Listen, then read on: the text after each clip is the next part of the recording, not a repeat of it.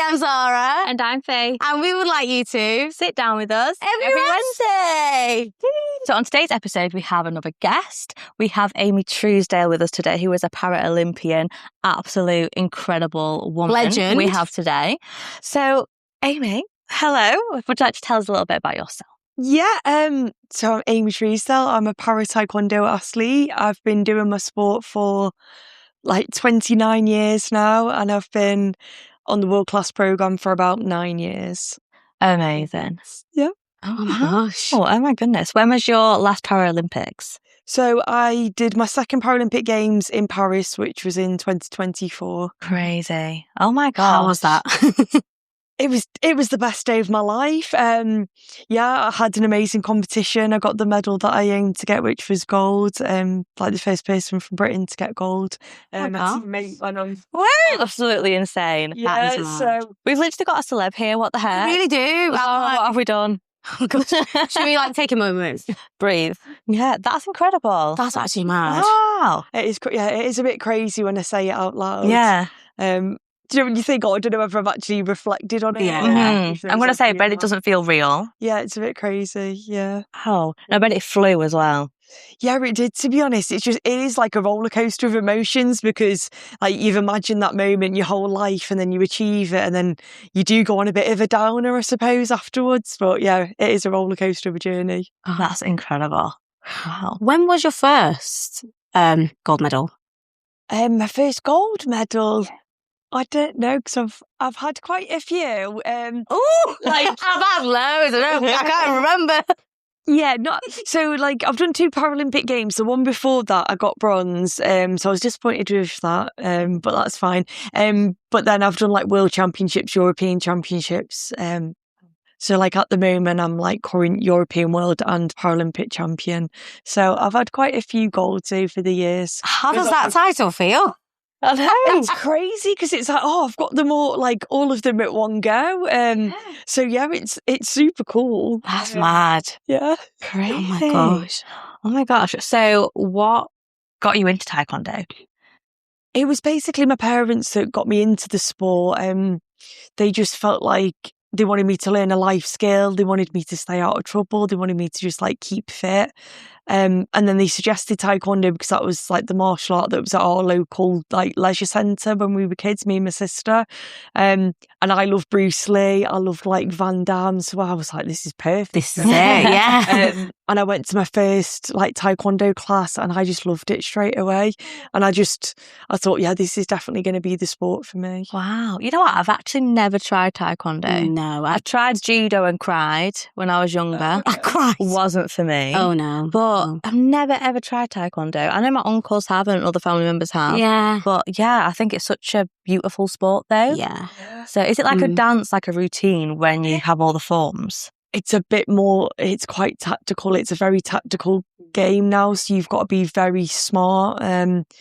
It's a lot of kicking. It's basically all kicking. And in Para Taekwondo, it's just kicking to the body protector.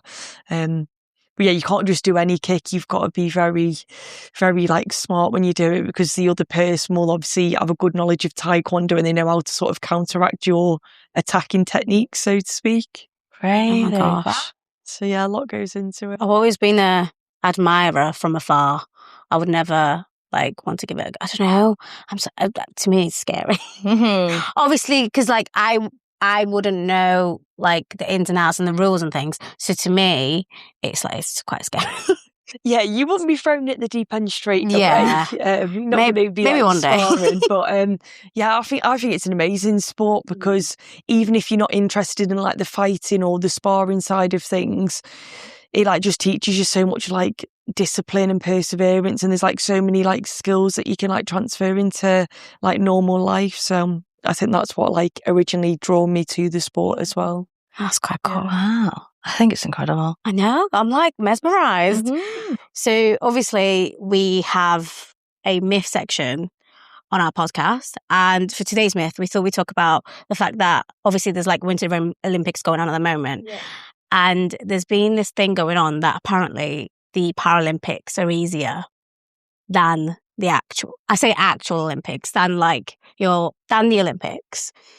What do you feel about that? How do you feel about that? I feel for me, if you're an elite person competing at an elite competition, the biggest competition on the planet, and you're also trying to navigate the world with a disability, I can't see how that's easier. I feel like in some aspects it's even more difficult because you're still performing at that top level, and then, you know, fighting your own personal battles as well. So I think people that say that it's a little bit unfair. I feel like the people that say that are the people that haven't experienced the sport to begin with. No. They just have a say, and they're actually just sat at home or watching the TV judging. Yeah. When actually I think it's just jealousy because they're not there. No. Yeah, maybe. I think sometimes when you watch like athletes perform, because it looks effortless, I think people sit at home going, oh yeah, I could do that. It's not that hard. Literally. Yeah, but I think it's because you make it look effortless. Yeah. And can I just say, a lot of people think, I mean, maybe that's another myth, but a lot of people think that the para in Paralympics is actually for like paralytic or paraplegic, but it actually means like parallel. So parallel to the actual Olympics. So it's not like just because there's a difference or a disability doesn't mean what you do is any less than the actual Olympics, which I think people need to understand. Yeah, so do I. I do speak about it a lot, and I try and educate people a lot about it as well. Yeah, I think it needs to be done because even when I was at school, I remember we only fixated on the Olympics. We didn't really ever talk about the Paralympics, just the Olympics opening ceremony and all of that. And it was missed out, which was like a big educational moment that you then miss out on in like your vital years. 100%. That mould you into a person and into your opinions and facts. So yeah, that does. I love that you educate people on that though. Yeah, because I've had people like say to me, "Oh, so what year's the Paralympics?" I'm like, "Oh, we're 2 weeks after the Olympics." It's like this. We're literally there. And what I also get annoyed about, I think we touched on it slightly when we said like people think anyone can like join the Paralympics. Like for example, I get it so many times where it's like, "Oh yeah, you can do that. You've been in the Olympics." Babe, do you know how hard it is?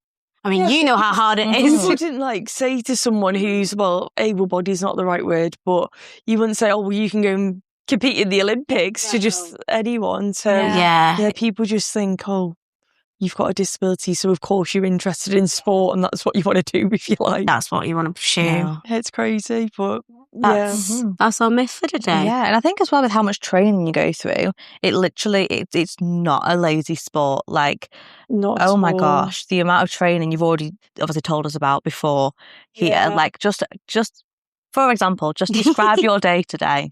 Yes. Like a normal day for me, like, so I'll train Monday to Friday. My recovery days are Saturday, Sunday. I will do train twice a day. So I will do my morning kicking sessions, which will probably be maybe a 2-hour session. And then afterwards it'll be strength and conditioning, which will be weights, or it could be like a bike session, or again another kicking session. So that's a normal week. And then in between that, it's like physio catch up, nutrition catch up, any sort of sports psychology catch up. So we've got a lot of service providers we've got access to, not just like the coaches. I love how you said that so casually then. 2 works out a day, 2 hours here, 2 hours there. I love the kicking session, then strength and conditioning. That sounds hard, obviously. It is. It does. You like some days, like I've got to Tuesday and you're trying to walk in the morning, you're like, oh, I've got another 4 days of this. But no, it's good.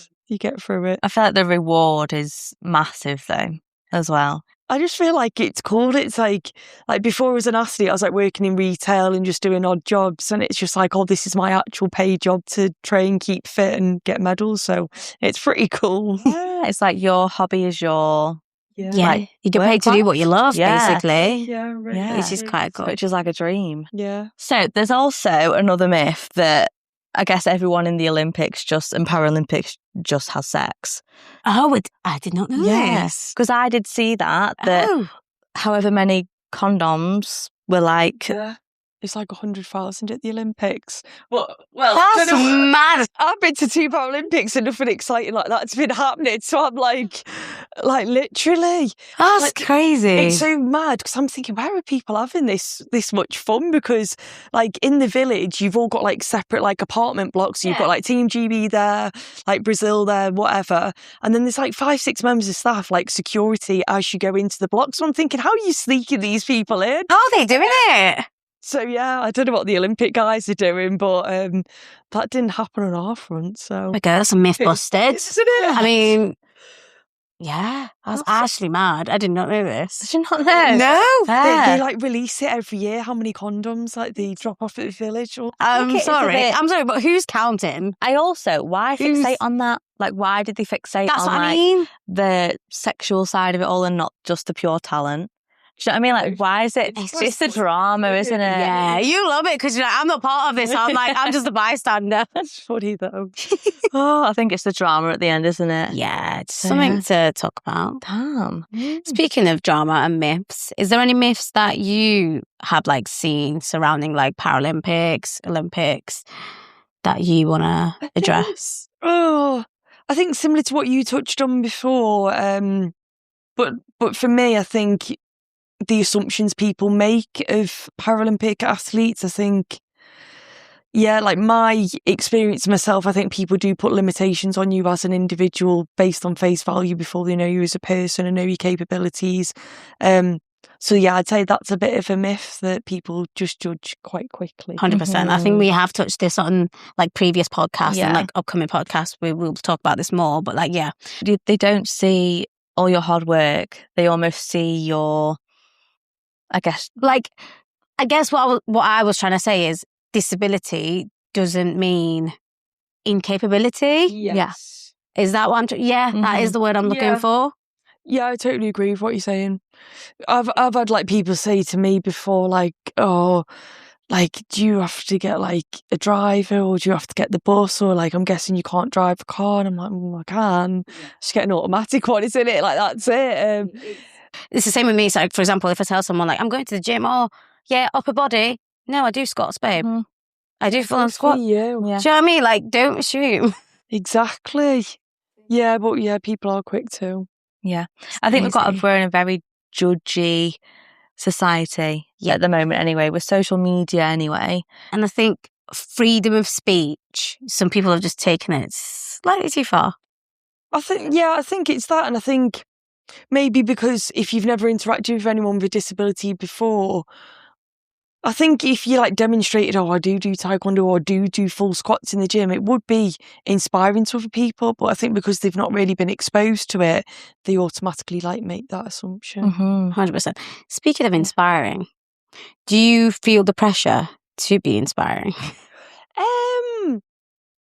No, not really. Good. I feel like I just do my own thing and like I'll help people as like much as I can, and like it's always lovely like when a parent will message you and you know you can give advice to their daughter who started taekwondo. So yeah, I just really love it because obviously I was that 8-year-old once, so any knowledge that I've got, I love passing it on to people. I'm going to say, because I feel like a lot of people would look up to you as like someone that's, like you said, got all the titles right now. I bet you have so many young girls and women that look up to you. And yeah. I don't know, like I do like think like for me I'm just Amy and I don't see myself as an inspiration and I probably don't see myself how others view me, but because I just get on with it and I'm like not a big-headed person. But yeah, if it can help someone get involved or get moving, or even if it's like not taekwondo, they've just got a goal and they've achieved it because I might have given a few words of wisdom or whatever, it's just good, isn't it? That's beautiful. That is really nice. And you do seem that very down to earth, which at first I remember when we texted you and like Faith was, I forgot who you were then. I was like, who is that? That next to you. Faith was with me and I was like, oh my gosh, like I'm actually nervous to text Amy. And then we started talking. I was like, oh my gosh, she's such a babe. I love it. But no, like you do also like come across as very down to earth, but also down to earth in person as well, which I love. Yeah, I'm not one for ego. I'm just like, I'm still Amy, still the same as everyone else. I've just good at taekwondo. Yeah. I think that's the best way to be as well, because you can almost get, I guess, best of both worlds. You've got the world where you're gold medalist, doing absolutely incredible things, but you've also got you, and that's just you, and you've stayed you. Because I feel like a lot of people with, I guess fame and popularity, or when they gold medals, gold medals, they would change. Yeah, I've seen it happen. I've seen it happen with some people, and I think, wow, you're a different person now. Yeah. I think the biggest thing is when you stay true to yourself. Exactly. Yeah. Yeah, definitely. Don't let the ego get to you. Just a message for everyone. So, going back to when you first started and like reflecting, what kind of advice would you give yourself on the days where you were like, sack this off and I quit? That's funny that I actually wrote a poem to my younger self the other day. I just posted it on Instagram actually.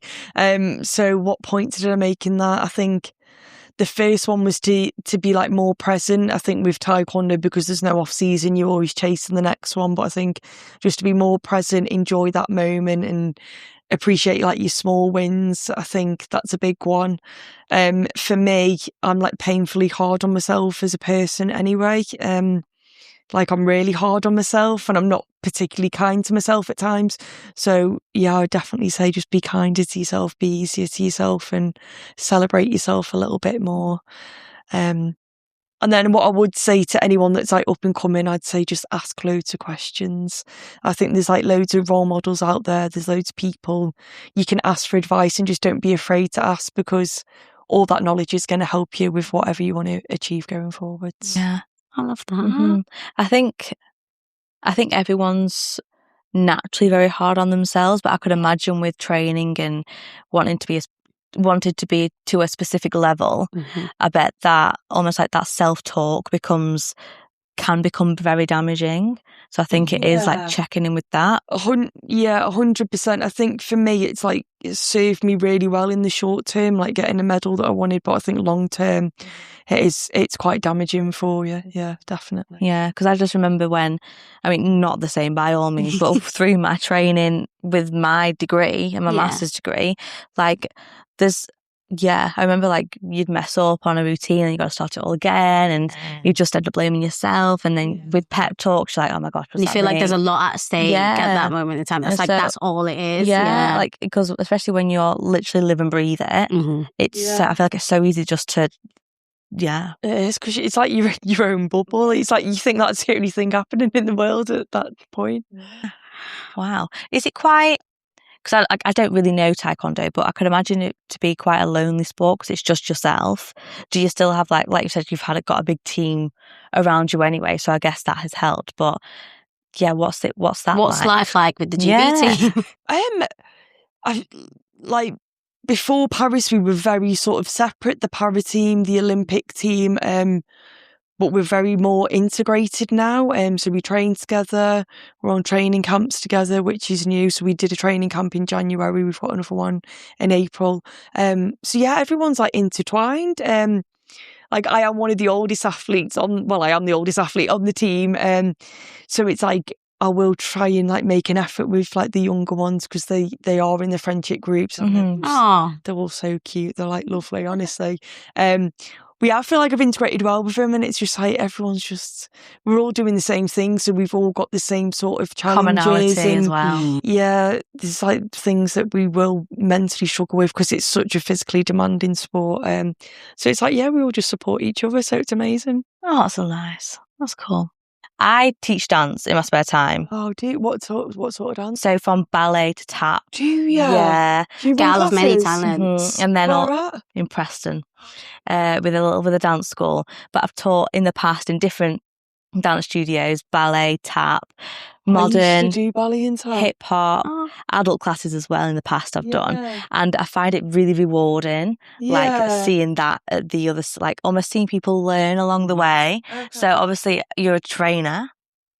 Yeah, I've done some. I've done some coaching. Like I'm not actually coaching at the moment. I have done some, and that is going to be my retirement plan going forward. Wow, is it? That's amazing. Little sneak peek of the what's next question there. Yeah. Because I'm going to say, if the people that like have you trained, obviously you train with Kai. that we had on last week. Yes. And so what is it like training with someone in, I guess, a different sense? Like, it's not really Taekwondo and it's... Yeah, I think for me, it's really interesting, I think, especially with Kai, because I've met other people with the same, like, arm as him. It's like... Yeah, I had a teammate and he had like the same arm as Kai, but so I know some of the things that we would have adapted in the gym. But I think for me, from a coaching point of view, you have to be adaptable because you've just got to make it work for them. So I think that's like the biggest learning from it, and I think that really helps you going forwards, especially because when I do retire, I do want to do it in like an inclusive sort of setting. I want people who have got a variety of disabilities to feel comfortable that they can do a gym session, because you can definitely do it. You've just got to have a coach that believes in you and can adapt something for you. Yeah, or could just push you a little bit as well to get you out of the comfort zone. 'Cause I think it's a comfort zone battle as well when it's to that stage to do something that you're not used to doing or that's new. Definitely. So, yeah. And I think I've had it so many times where I've had coaches or like PTs who are like able-bodied, and I feel like there's just not enough people with disabilities or difference out there as coaches. So this is really great. Like when Kai was first talking about it, and I was like, oh my gosh, wow, this is so great. Like, I feel like the coaches, I feel like they need to do probably more CPD or education themselves, because it's like, if you're a personal trainer, for example, you don't know who's going to walk through the door, and it's like that plan is not going to fit everyone. So people need to probably just a bit more broader the horizons, be a bit more open-minded with it. Yeah. Definitely. I think there is a push to that at the moment anyway. Yes. In many different realms. I think we've briefly just, in the previous month, we briefly just spoke about media, fashion, social media, how that's slowly becoming more inclusive. Yeah. Some for the wrong reasons and some are really getting it and nailing it. But I do enjoy seeing a push, to be fair, to more inclusive environment and view of life, really. I agree, but I still think there could be a lot more. Oh, a lot 100%. more. There's a way to go. Oh my gosh. Yeah. I think for me, like after the Paralympic Games, like I was sort of a bit naive. I was like, oh, I've got gold, and it's like I might active on social media, I'll get like more modelling jobs or sponsorships, and everyone's like, oh, just lower your expectations because you're not an Olympic athlete. And they were totally right in what they're saying, because it's true though. It's like you don't get presented the same opportunities at all. That's quite disgusting. Madness. That's quite disgusting that your reality is almost completely different to an Olympian, when you technically are. You are an Olympian at the end of the day. Paralympian. But it should be, as the word suggests, the same level. Nowhere near. That's crazy. I did not know this. I didn't know that either.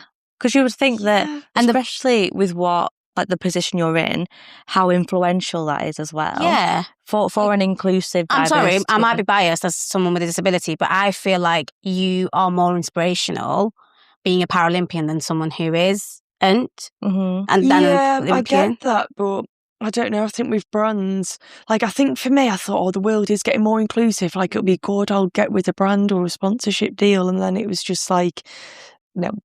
So it's been challenging, and it's crazy that how it's not like people have just said that to you, like it's a thing. Not it's not something. Do you know what I mean? I think especially in the world of sport, nutrition, there's so much, I guess, fake news and damaging information out there, that actually learning from someone that has a gold medal and has done it, and who has a team, a nutritional team, and your physio team, sports physio, I think that is prevalent as well. So that's crazy that that's the reality. I think people said it to me just so I wasn't too disappointed, and then I'm like, it's been a year and a half, nothing really exciting's happening. So mad, because I see new people all the time getting endorsements, or going on being an ambassador for certain brands. And one particular brand I follow a lot, and I would have just thought that they would be more inclusive, especially with them. Like in one of their stores, they have a mannequin that is in a wheelchair, and so you would think in their more online campaigns they would probably be more inclusive. But this is where I'm like, is it all just face value, or is it actually just like sort of box ticking, which is not what we talk about this a lot as well with like just a box tick. And it's like, do they want you because of your disability, or like or are they passionate about making a change? Then that's the frustrating thing, isn't it? And it's almost like we have to forget about that just to make the change ourselves. Yeah, definitely. So obviously that's something like you have come to terms with, being someone who is in this world and has a disability. How was life growing up? Not just within the Paralympics, but how was life growing up with a disability? How did you adapt? Like growing up, I think it was easier than being an adult, like 100%. I would definitely agree. Like when you're a kid, it's just like you feel it and you just crack on with stuff, and then kids go, oh, you've got a broken arm, and they just carry on playing with you, and it's just like they look at you for a minute and then whatever, and then you get to like 20s, a bit older, and then it's always the adults. Like kids are just honest. Kids are just like, oh, why have you got one arm? And it's like, well, and you'll tell them, and that's absolutely fine. But then adults, I'm thinking, wow. Honestly, some comments that 100%. It's ridiculous. It's like, I've said this before, like I feel like growing up, it was always rainbows and roses, and then bam, real world, not that. Yeah.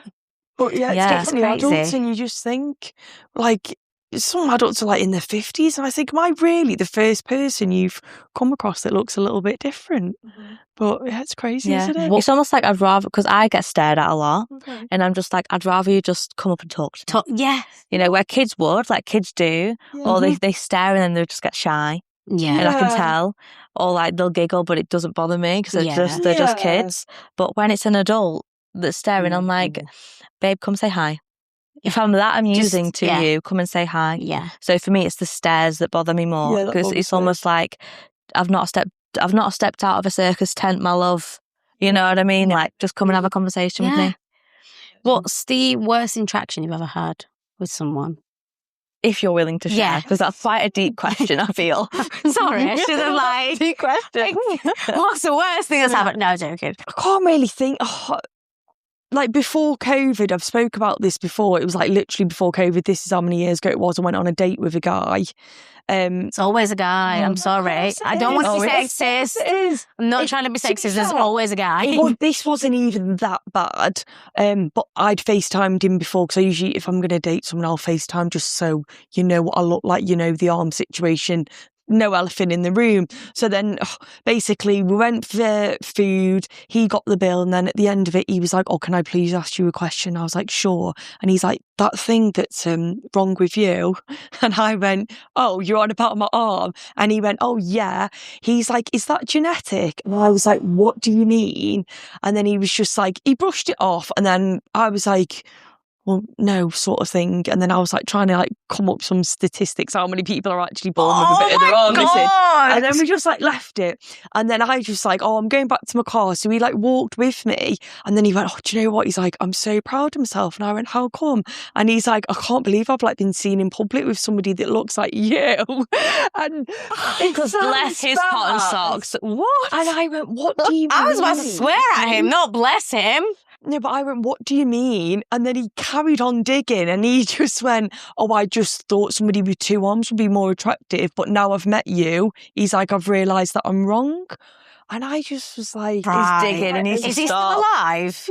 Because he wouldn't be if that was me. So like, I just got home, and then he literally messaged me. He's like, I'm really disappointed with like, the way you've received that. I think it was miscommunication. It's still going on. And then I got him to say in black and white and text me, I thought somebody with two arms would be more attractive. And I said, like, thanks for being honest, but obviously I will not be seeing you again. Yeah, no.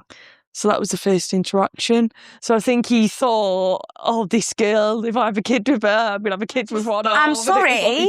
Can we dissect it from it? Because there's so many things wrong with that. I feel like he had it all. First of all, he's obviously seen it within text, so he could have sort of like brought it up then, not right at the end of the date. Second of all, there's a way to talk about someone's disability, not just oh God, I feel like I need a minute. Do you know what? At the time, I wasn't even that fuming. I think I just thought I sort of get it from your perspective. Do you know, like, not to stick up for him, like, he did have a way with words, it wasn't delivered the best way, but I did think, okay, maybe from a guy's point of view, I wonder how it does feel for them, maybe being seen with me, like, do they think, are people babes, looking at us together? Amy babes. Yeah, so I did sort of think, I wonder how it does feel for a guy. I'd never really thought about that before. Yeah, it's almost like his bubble was popped in that moment. Potentially, that the world is, there's so much more to the world. Because I had a moment through university. I was brought up with like mum and dad, 2 sisters, household, nuclear family, and I went to uni and I just saw so many different walks of life, and I was like, the world is huge. And my view of the world at 18, which I will stand by, I was very I had a sheltered view of the world. Okay. Like, I was very privileged. So I feel like his bubble was popped in that moment. Right. Again, his words weren't the best choice of words, but I understand why you have an understanding of how he felt. See, no. You're No. like, no. So, because I've had a similar, I think, again, we talked about this in the pod before, but I've had a similar experience when we didn't make it to the day. He basically cancelled and was like, I don't know how I feel about being seen with you in public. And I was like, listen, mate, listen. And like, 18-year-old me would have been like, oh my God, I completely get it. Whereas 20-something-year-old me was like, absolutely no way. I laid it on thick. Yeah, fair enough. But yeah, you're a better woman than I am. But yeah, at least how old was this guy? Yeah. I need to know. I don't know, because it was before COVID. He was a teacher. He was like 30-something. The fact that he's a teacher, that does scare me a little bit. Exactly. And I just feel like, that's madness. Yes, that's like one that sort of stands out, yeah. That does stand out. That definitely doesn't. Right. Polar opposite. What's the best experience with or interaction with someone you've had? Not necessarily dating, but like in general. Best interaction? Oh, this is a tough one, isn't it? They've all been rubbish. I don't know. There's been loads. There might have been, I don't know, like when little kids come up to you, or they ask for your autograph, or they're like, I'll watch you on TV, or like they want you to sign like the little taekwondo pads, stuff like that. It's always dead cute. And like there's some like kids that I've known when they were like 8 years of age, now they're turning 18, and it's like we're still in contact, and we've got like pictures when you were kids and they're still doing taekwondo, and like now they've grown up into like young women, and it's like all that's just super cute, isn't it? I just love stuff like that. I feel like the best like stories and interactions always come from kids. Yeah, because it's almost like, because I see myself not through their eyes, but I see a younger version of me. Yeah. And like, if I saw someone like me being 10 years old, like I would have been over like absolutely besotted. Yeah. So I feel like it's always from like the child's perspective that's the highlight, and not the reason, but for me it is purely a reason as to why I do what I do. But yeah, for me, I'm a bit more selfish. It's for the child in me that I don't really think about like being an influence to like any other children. I mean, I might be, but I don't know. Definitely to my niece, I'm definitely her influence. But aside from that, I think about what I would have loved to see. Okay. And that's to my own horn, but 10-year-old me would be really proud of me. And I think that's what like keeps me, like that's my reasoning, I guess. That's amazing. Yeah, I love that. I love that. That's cute. Oh, guys. I'm actually fine. So I think it's literally now we're just going to chat about what are you up to now? What's next for Amy? Yeah. What's next is basically I've got a busy year competing. I'm actually going away on the weekend. I'm going to Turkey to do a little comp, and then I'll be competing every month. And then these competitions are basically getting ranking points to like then qualify for the next Paralympics, which is going to be in LA in 2028. So that's like my goal. And then apart from that, just chilling, living my life. Nice. Your best life. Yeah. Love. You seem to be doing well. Yeah. Love that for you. Got a lot of things going on. You got like almost like your next 2-3 years filled. Yeah, I think you're right. You know, I just like I've still got loads of free time, so I just need to fill it with non-taekwondo stuff, and that's it.